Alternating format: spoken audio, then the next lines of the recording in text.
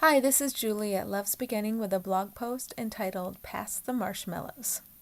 As a side note, I am recording in my basement playroom today because I usually record in the morning before everybody's awake. So if you hear background noises, it's my kids playing. Okay, so we invite you to look upon perceived points of decision today. Just look at when you think you want one option over another. How does it feel? Does it flow smoothly and peacefully? Is there resistance and struggle? Is there indecision? There is a way to allow all perceived decisions to flow smoothly. It comes from allowance. You allow all things to be as they are, and you allow all decisions to spring forth from that which you are, rather than that which you aren't. Disturbed feelings are a clue for you. They mean that which you aren't is in the body's driver's seat. Isn't it nice to have a reliable alarm system? That is why your willingness to feel is so important. Your ability to feel, once the world has been turned over for the purpose of healing, becomes your indicator of who is driving the body through the story. Is ego driving the body through the story, or is healing itself driving the body? Before you turned the world over to love for the purpose of healing, feelings were a reason to fear and blame separate aspects of what you saw as the world. Feelings were also a reason to value one aspect of illusion over another aspect of illusion. Feelings were a reason to cherish some things and to reject others. Now feelings let you know when you are experiencing another opportunity for healing. That is all. The feelings always indicate who is in the driver's seat of the body. The healing is always for you. No matter how it looks on the outside, it is always about you. What is outside of you is always a projection. It is an illusion. As you learn to allow joy to drive the body, you experience reflections of that joy. The world can become a reflection of the wholeness of all of you. And as you turn time and the body experience over to healing, this is what happens. When it appears you have a decision in front of you today, who decides? Who would you like to make the decision? Would you like it to be an ego decision or a decision from the wholeness of you? There is no need to struggle over decision. Simply do your best, given what you feel guided to, and trust that your guidance will become stronger and stronger. Trust that struggle will fade as you remember what is important.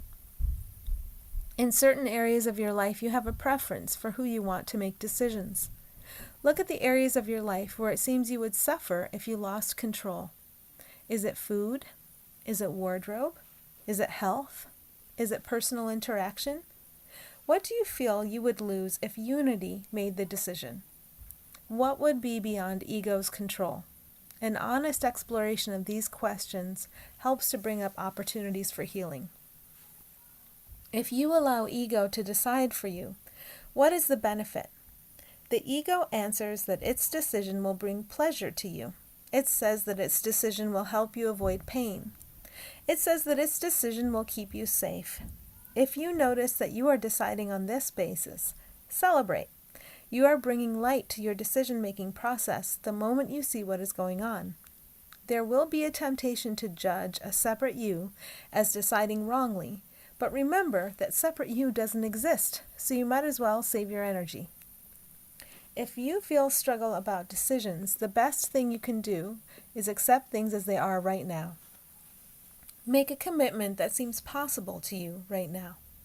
Can you pause for one breath when you notice there is a struggle around a decision? Maybe you can say, "Be you in charge," which invites actual you, shared identity and love, to be in charge instead of the momentum of false identity.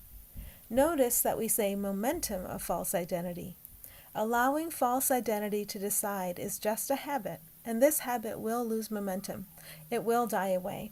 It is always good news. If you allow the whole of you to decide, what is the risk? Ego will offer the same reasons it always offers. Ego will tell stories of how you will be harmed, bored, or inconvenienced. Ego will tell stories about how you will be judged, rejected, or condemned. Ego will tell stories of how things won't feel good because you won't get your way or you won't have pleasure. You are very familiar with these stories. You've heard them all before. Now you can take a seat in front of the campfire. Roast your marshmallows. Hear ego's ghost stories and chuckle. You know these stories, and you can watch them burn in the loving flame of awareness. We watch with you in love and joy. Pass the marshmallows. If you would like a practice, you can see I allow the whole of us to decide.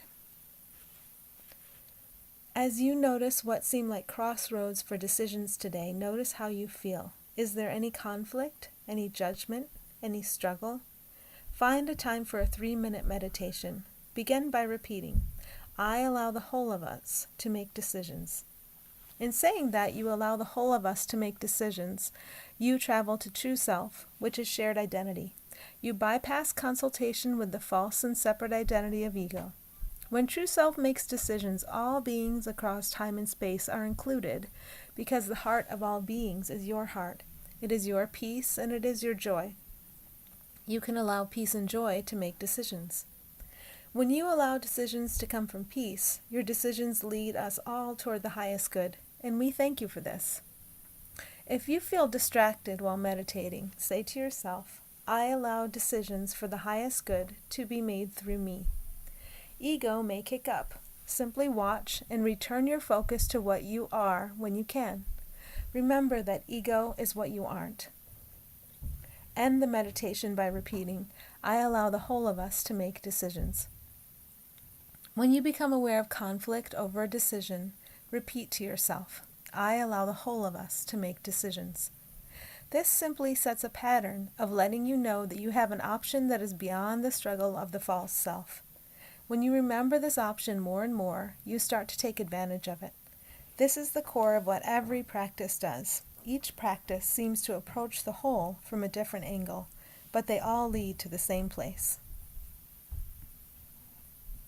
Thanks for listening.